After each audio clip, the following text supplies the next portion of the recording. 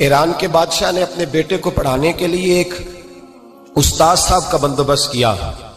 استاد صاحب کو کہا کہ میرے بچے کو دین پڑھائیے، میں چاہتا ہوں کل اس نے عنان حکومت کو سنبھالنا ہے تو یہ دین سے آگاہ ہو جائے، اس کو کچھ سکھائیے، پڑھائیے۔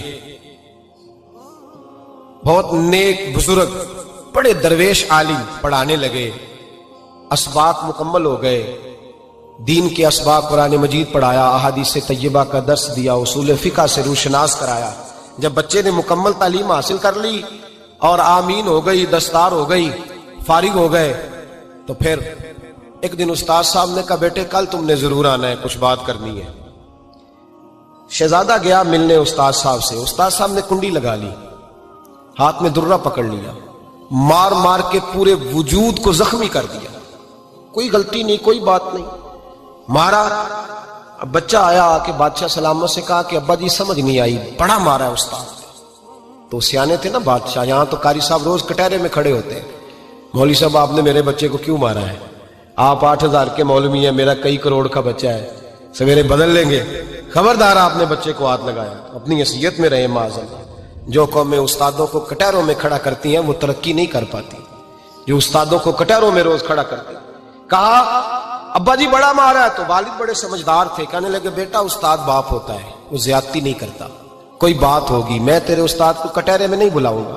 اماں سے بات کی، اماں کہنے لگی بیٹا میں تیرے باپ سے کیسے بات کروں، ڈر آتا۔ وقت گزر گیا، 22 سال بیت گئے، 22 سال گزر گئے، بادشاہ کا انتقال ہوا، شہزادہ تخت پہ بیٹھا، پہلا حکم یہ دیا کہ میرے استاد کو بلاؤ، پہلا حکم۔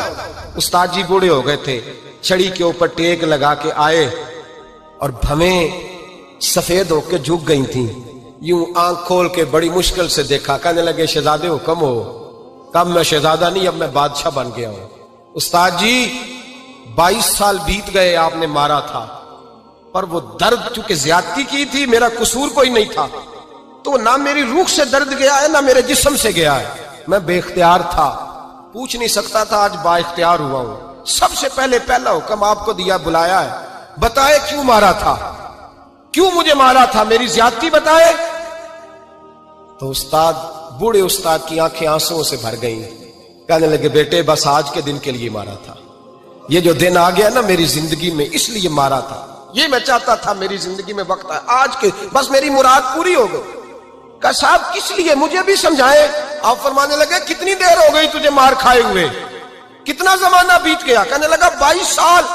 فرمایا زخم بھولے تو نہیں، درد ختم تو نہیں ہوئی، تمہیں بات 1 منٹ کے لیے بھی تمہارے حافظے سے محو تو نہیں ہوئی؟ کہ استاد جی روز رات کو یاد آتی، روز خیال آتا تھا۔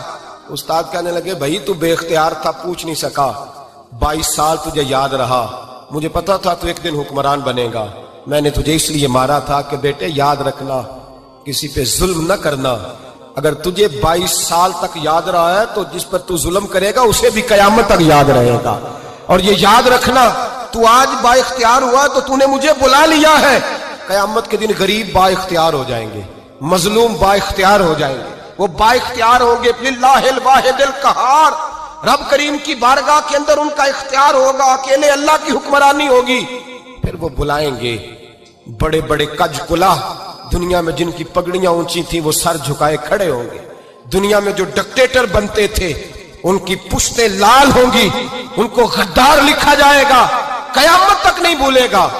ظلم کرنا تو سوچ سمجھ کے کرنا، اتنا کرنا جتنا تم سہ سکتے ہو، اتنی زیادہ